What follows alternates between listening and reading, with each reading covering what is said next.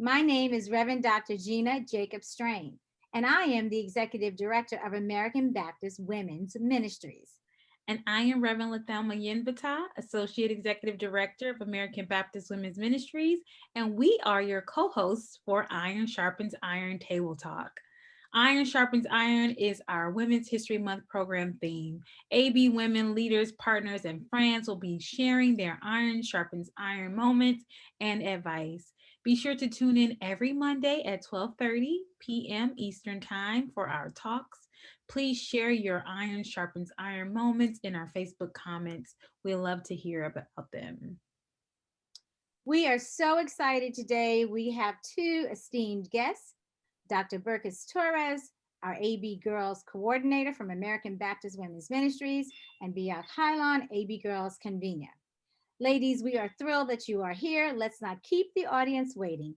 Let's begin to share our Iron Sharpens Iron moment. Biak, we would love to hear from you first. Hi everyone. So I think my greatest role model, it's not a celebrity, it's not somebody who's unreachable, it's my mom. And I think it's really sometimes cliche to say, oh, it's my mom, but I think we really need to realize Mm, how strong they are to have been able to, just not just the pregnancy part, but the life, our life that comes after just the pregnancy. And I think for me specifically, an iron sharpens iron moment, I think, would be this one time. Obviously, my mom's home all day and she recognizes like my work and my schedule. And one night I was just staying up really late, like 3 a.m. or 4 a.m. And she came in to check up on me and was like, she was kind of not I guess upset, but in a sense that I was overworking myself. So I think something that she told me that really stayed with me, that really resonated with me, was about independence and about self-care. mm, And she told me directly, why are you overworked? Why are you still up late? Who's going to take care of you if you don't take care of yourself? So she said that like out of love. It wasn't, I think when others say to take care of yourself, it's not to say that they're not there for you, but to make you realize there's really no one else in the world who can take better care of you than yourself. And I think a lot of times, as women, a lot of people in our surroundings really depend on us, and we really feel that we need to take care of everybody else before ourselves. So hearing from her like, hey, take care of yourself, you're overworking yourself, all of that really opened my eyes, to make me realize, hey, I'm a priority too. I matter too, and I should be, a priority within the priorities that I list, because sometimes we kind of dismiss the significance of our own self as women. So I think it was really an eye-opening time for me, even though it was like 4 a.m. And she might have like said it in a scolding way, but I knew she said it out of love. So I really was very encouraged by that. Hylon, that is so awesome. I mean, for you to know that now, as a young woman, is critical. I love what you said, that you are a priority within the priorities, right? That you are Mhm. worth taking care of. That and if you don't take care of yourself, who will, right? And that idea of putting yourself first, and already that life is about balancing priorities Mhm. and about self care and be an advocate for yourself, right? Mhm. First, because you can be an advocate for a lot of Yeah. people, but being an advocate for yourself is so crucial. I'm so glad that you had ears to hear that, right? That Mhm. you didn't take it as, oh, come on, mom, that you had ears to hear that. I'm thrilled, and that is such great advice for every woman, no matter what the age. Yep. And I love that you highlighted your mom. I think, the people who are closest to us, sometimes it's hard to receive their sharpening advice because, they see the best and the worst of us, and often we ignore them. But I think Mhm. your appreciation for your mother's wisdom is so valuable. And it calls us to recognize the people around us and the people in our home and what they're teaching us on the everyday basis. And Yeah. so that's a helpful reminder for me, Mhm. to listen even to my young daughter and my baby boy, what are they teaching me in this moment, in this season. Mhm. So I really love that. I love that she actually, since she's really young, that she really identifies and see her mom Mhm. so valuable in her life, teaching her all the things that she, should take care of. Mhm. And sometimes we realize that later on in our life. And I'm just so happy that she realizes just right now where she is at this moment. Moms are our biggest fans, and we don't see that really early in our years. Mhm. So I'm really happy to hear that. Hold on. Thank you for sharing. Yeah. All right, Berkey's, we ready to hear your story. Hi. For me, it was just too hard to choose a specific moment where I saw the phrase, right? The iron sharpens iron. And I have to say that I have been blessed by many women who have taken care of me and who have sharpened me. And it was hard just to think of one. So I could not. I thought of many. I took some time reflecting. And I want to take a couple seconds right now to acknowledge the women who dedicated their lives to teaching Sunday school. Because those women, there were teachers and they were teaching the Bible, teaching the word, and they really helped me through my growing up years, specifically my teenage years. And those were tough years, but they got me through and they helped me to become the woman I am today. And I want to thank those teachers from the bottom of my heart. And as a very young woman, a few years back, I decided to go to study and live far from home. But I was truly blessed to find a church where three women adopted me. And these three women, um, I feel that they sharpened me in different ways or maybe different perspectives. And one took me under her wing to learn the Bible. She would hold me accountable to make sure I was in the Word. She helped me to develop and to follow the teachings of the Bible. She was non judgmental, she was very caring, supportive. Now, the second one was kind of like a friend mom, combination. Um, but of course in a different state, right? And she would check on me just to find out if I was okay, if I had eaten, or if everything was okay with my husband.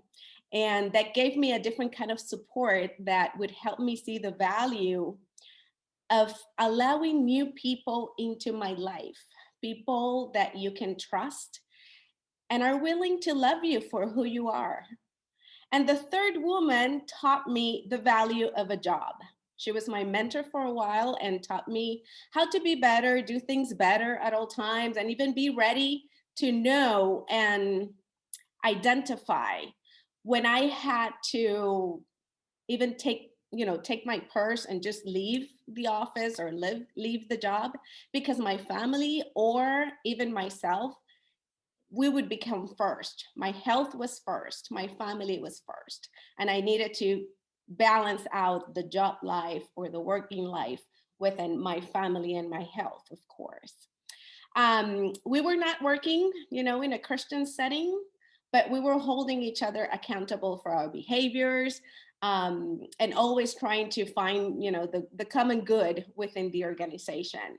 So we can see how, in different stages of life or in different settings, we actually see the different perspectives and how iron sharpens iron in many different ways. I love that.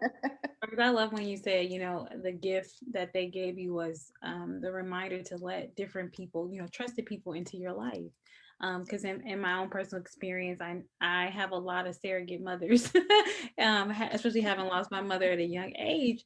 It's been so important to have these, mother figures in my life, and so it's so true that God, gives us what we need in the various seasons of our lives. You needed a family away from home. And Mhm. that does sharpen us, because then we can also look out into the world and see those who also need a family away from home and be that for them as well. So that's such a transformative experience, and one that I resonate with deeply. So I love the fact that, you went far away from home.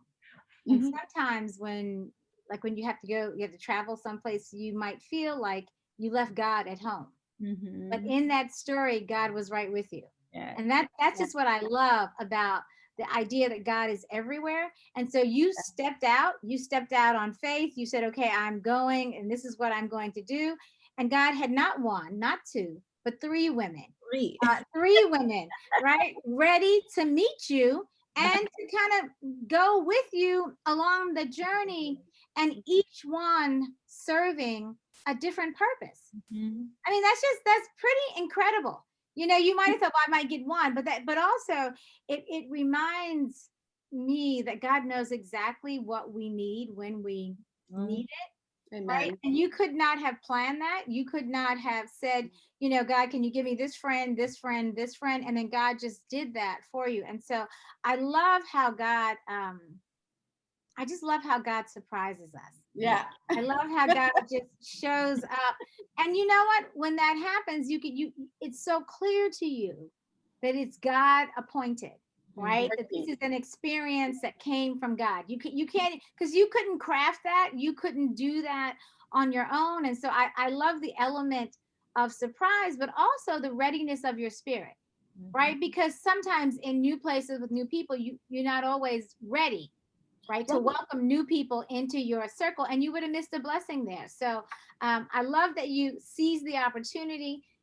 I love the example of Jesus just being right there with you, and your spirit being open to allow for that. So you didn't miss your moment. You didn't miss Yeah. your blessing. So yeah, that's pretty awesome. I really Yeah. I, so much joy in that story. Yeah. For me, Right. I think I really like, oh, sorry, I really like Go how you ahead, go ahead. highlighted the roles of Sunday school teachers, Mhm. especially women, because I think for my churches, the majority of the ones that are in lead of the church are usually men, right? But then we fail to recognize that when kids come to Sunday school, when kids come to our churches, the majority of those teachers are women. Mhm. And they are directly teaching and kind of feeding them God's words and how to really lead their lives in serving for God. So I think we kind of, for a church, when we really think of the headmasters, I guess, or the big mentors and the big leaders of our church, we kind of do forget that we do have that CE Christian education department, and that our majority of our Sunday school teachers are women, are uplifting children from a very young age. So I think that was very eye-opening for me as well, because the significance of their roles is oftentimes dismissed or just belittled or just not recognized. So I really think that in that moment I was very it was an eye-opening moment for me too. My three sons, and my middle son was home for the holidays, and he didn't have a lot of time, but one of the people that he visited is his Sunday school teacher. Went Really? to see his Sunday school teacher. We went together, and it was during obviously still during quarantine, so we didn't go in, but we took her a plant. He wanted to take her a plant, and we stood outside. They came to the door. Her husband and her came to the door, and they were on the other side of the door. And she said to him, I remember she just like shared with him some things that she remembered about him being in her class. And it wasn't a long visit, but it was so meaningful for Mhm. all of us, right? That, it was funny. So when you were thinking about that, I got really teary eyed, honestly, because I was thinking about the fact that when he was home, one of the people that he said, you know what, and my son lives outside of the country. So he said, before I go back, I want to go visit the Moores. I'd love to see Mrs. Moore. And we did. So Sunday school teachers leave a long lasting Yeah. impression on the lives of young people, because they may see you from the time you're in your diapers until you are, it's like a coach at school, like sometimes So coaches see you, true. but Sunday school teachers see you from the time you are really young. And if you happen to still be in the same community, they Mhm. watch you grow up, Yeah. and they can speak a word into your life unlike anybody else in that way because they've watched you. It's so, and so Yeah. so I know that, so it really, it touched me that you did lift up Sunday school teachers. And I just thought about my son and how he wanted to visit because they are so essential Yeah. to our Christian journey. It's Hmm. so true. Mine was Mother West. We call her Mother West. I wanted to just say her name out loud. And Mother West is still living. She's like over 100 years old and she's still here. Probably still teaching Sunday school on outside of Chicago. And she also taught me a lot about womanhood, Yeah. about no matter how, what I would be considered outdated things that I wouldn't necessarily adopt, but I do really miss that. You made me remember that time of sitting with Mother West and learning about the scriptures. So Good, that's good. I still see some of them at my church now that I'm back home. And it's so wonderful to see them each Sunday. And they still, we're praying for you. What are you doing? Are you? And it's just, they're so, they still take care of you. They still make yeah. sure that you are doing well and that you are working towards, learning more about that Bible, the Bible and the Word. It's So, so true. yeah. Definitely true. That's a great story. Well, let us slide into sort of our three pieces of advice. And Burkus, if you'd like to continue and give us your three pieces of advice. Well, I'm thinking that for every young woman or all of us, it's good to find someone that you admire and Mm, someone that who has been walking with the Lord in order to, have her guide you through the learning process within the Word of God. We need to pay attention. We need to um, be someone who can identify that wise counsel and make sure that we get it, and then when we get it, make sure that we use it, that we see it. And we also need to be humble and seek and ask for help when we feel that we need help. We cannot, you know, we may think that we are like Wonder Woman, but we do need to make sure that in order to keep our sanity and to keep our health, even when we have kids, and things get a little bit messy, we do need to be open and seek and ask for the help that we may need.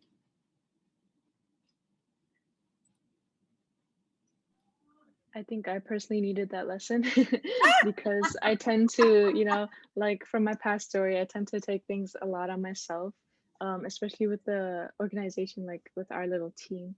I think we did like a grow and glows, and then one of the things was like, hey, we're your team, we're your family, you're supposed to share your burden with us, and I Right. think a lot of times we're kind of a lot of women in my life that I've seen, they kind of just tend to like suck it up. We're told where we just have that mindset that we just need to really just suck it up and hide it and deal with it ourselves. And I guess throughout time, that's how I've dealt with it. And throughout time, I really felt that like independence comes from just being by myself and working by myself. In reality, that's really not the definition of independence. So I really appreciate that, and I really need that lesson every single day to just kind of debrief and then have other women as my fellow guidance and counselors. I really appreciate that since I'm still practicing that and will forever be. Yeah. Asking for help is, ooh, sometimes I don't know. Sometimes it feels really difficult to ask for help. It is. And I don't know why necessarily. I'm trying to ask myself, why is that the case? But I think it's something that we talked about in another conversation, was just, we're told that we'll be these big change agents, and we really want to be everything to everyone. Right.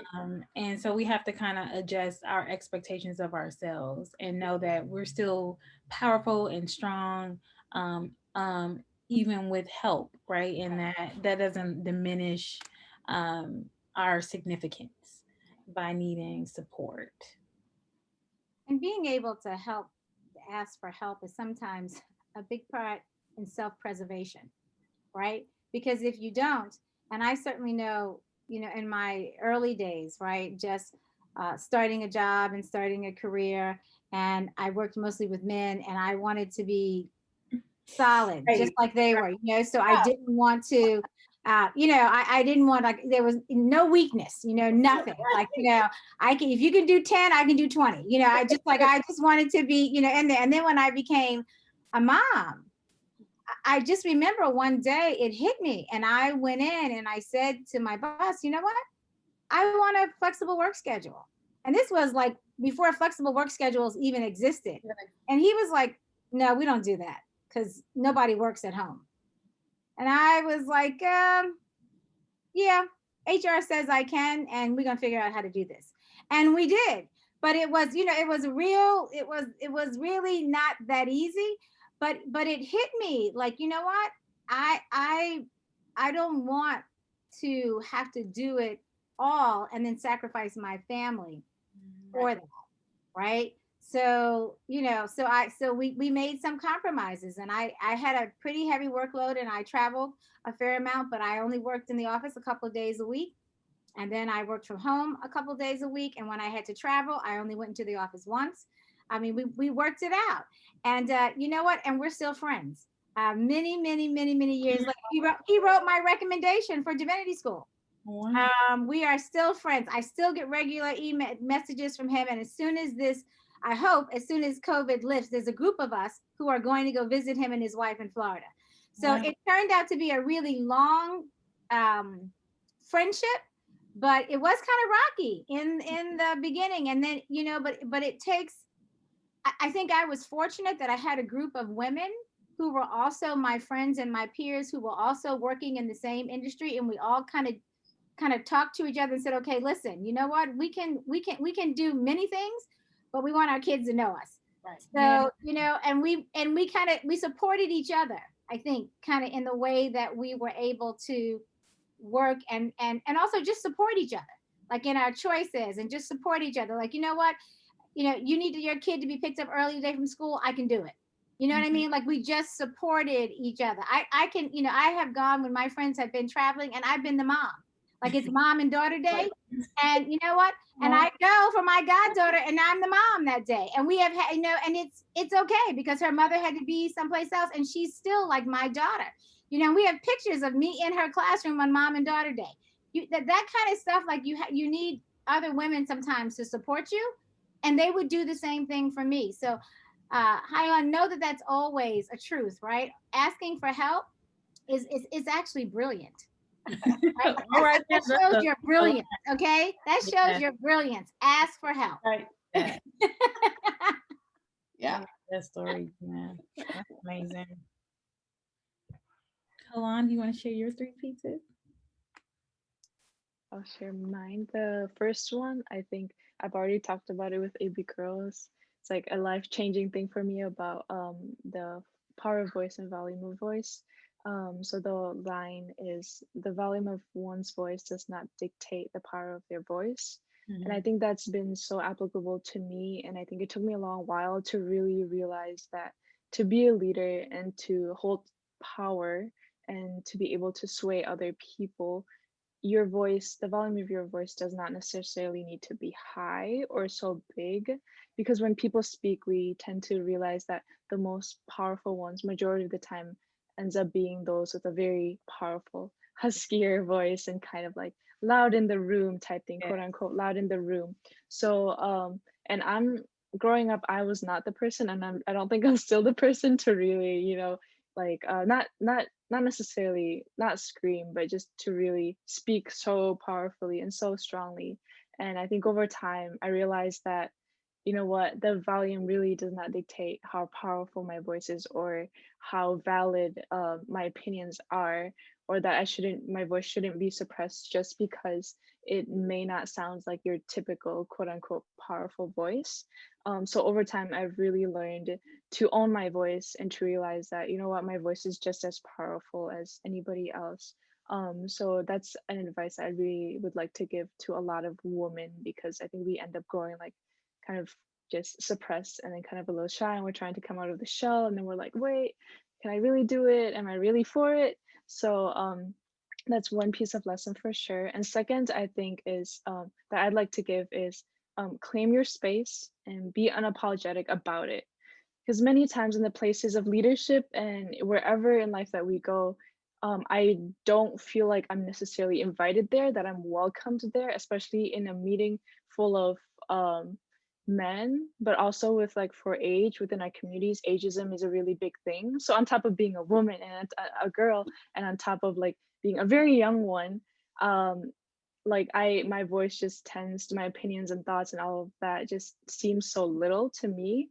But that's just my own mentality, right? That just means that our mentality just has to be really strong, and you really have to claim your space and say, I'm here and I'm going to speak, and my opinions are valid and they're relevant, and to be unapologetic about it and to stay grounded in what you have to say, because you know your purpose best and you know your visions best. So I think that second one for sure. And third one, I think especially within our generation, is to realize that other women are not your competition. They're not your rivals, because there's like this like little cliche saying where it's girls proudly say, I'm not like other girls, you know. And I'm like, it's okay to be like other girls. It's okay to be like other women.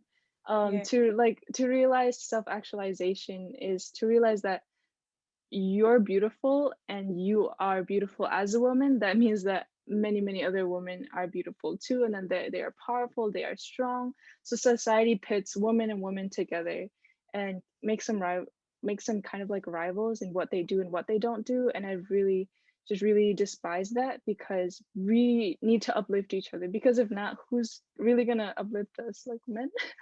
No. They don't even understand the basics of makeup, but they want to say we wear too much makeup or we dress too little. So I think if we as women don't support one another, there's not going to be another species type thing who will support us. So just realize, yeah, realize that other women are not your competitors, your rivals. We really need to empower and uplift each other. So those are the three pieces of advice that I'd give to any woman out there. Mic drop. Hallelujah. Drop the mic. I mean, Love it. wow. Love That it. is, oh my gosh. I don't Thank even know what you. to say. That is so powerful. Because there's something incredible in the way women bond and support each other.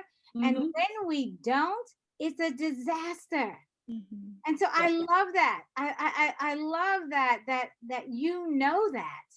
And so anyone who is listening, whether you're 80 or 8, take this advice because it's critical. I am not your competition. We are not in competition, but we can support each other, right? That is just such an awesome thing to know at a young age and to share Yes. with other women. It reminds me of what you always, talk about, Gina, when you talk about the scarcity mentality, right? Because society, it creates like just a couple of spots for women. And so it creates this perception that, there's not enough space for all of us. So I have to compete against you so that I can get this one little spot at the table. But from our first table talk, one of the things that Lauren Ing said was, if it doesn't exist, create it. And so it's like these tables that want to just put one woman at the table as a token, we have to begin to create our own tables where many women can sit and flourish, a diverse group of women. And so how do we break that mentality is to really transform our understanding about, that there's only enough room for a few of us, but there's room for all of us. And if there's no table for everybody, we're gonna go and create more tables. Make it, build it. We're gonna claim our space. Yes, we're gonna claim Claim our our space. space. Create new spaces for women to thrive and not be in competition, right? It's so important. So important. I mean, that idea that there's only enough for me Yes. is, I mean, I don't know that God. right? I mean, Yeah. I just don't. I don't know That's that not, God. no. Like, you know what I mean? I know the God that says there is plenty, there is abundance, and I am the Abundantly. God of abundance, right? So that doesn't, I say, someone, I remember once I was going to hire someone, and someone said to me, you shouldn't hire that person because she's going to be really smart and she may want your job. And I Mhm. said, you know what? It's okay because I like being around smart women. I like being around other women who are smart, right?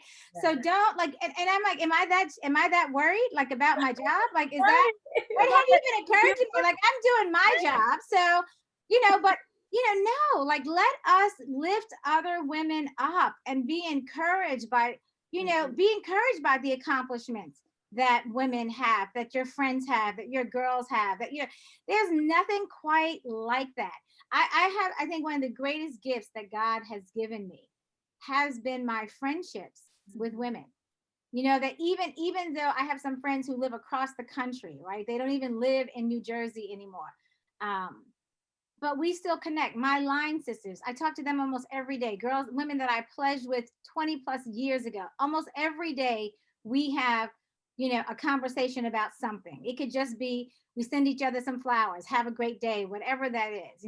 Go Delta Sigma Theta. Every now and then we just have to just lift each other up. My church friends, the women who, pray with me. Like there are all these circles that have overlapped and crossed over, and some of them don't even know each other, right? But I don't know where I would be without, I still have my three golden girls, my mom, my two aunts who are 87, 88, 91, and 94.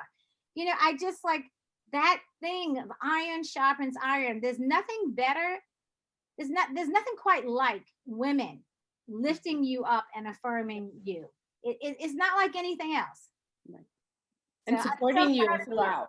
Mhm. Yes. Yes, it's such a gift. And I mean, I think that's why it's challenged so much because if we really got together and, really were a united front, some things will really change, and I think that's the problem, right? Like, you cannot get women together, women of all races, all, income levels coming together Mhm. to empower each other.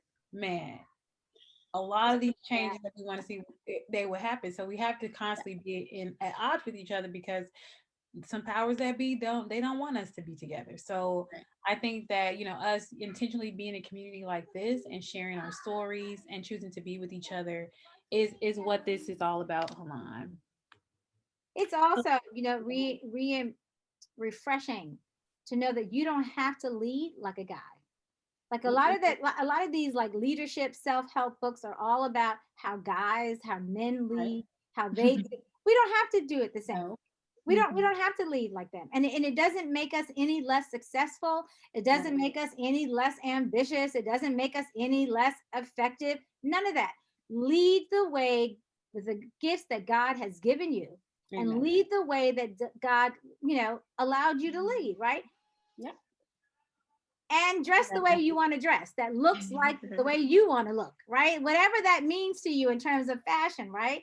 So, I think that those things are really, really important. And so you guys have just like made my heart so happy tonight. You really have. And on a note of being, together and recognizing the strength of one another, I will have to tell a story that last night I came into the kitchen and I was dressed for a meeting and my daughter said, "Ooh, queen." And I said, "Oh my gosh, like she recognized that I was a queen and she said that to me.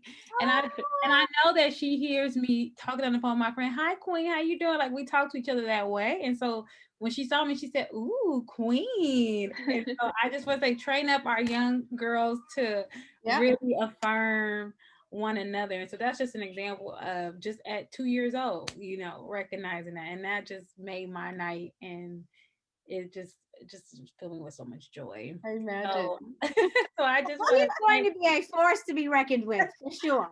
For sure. For sure.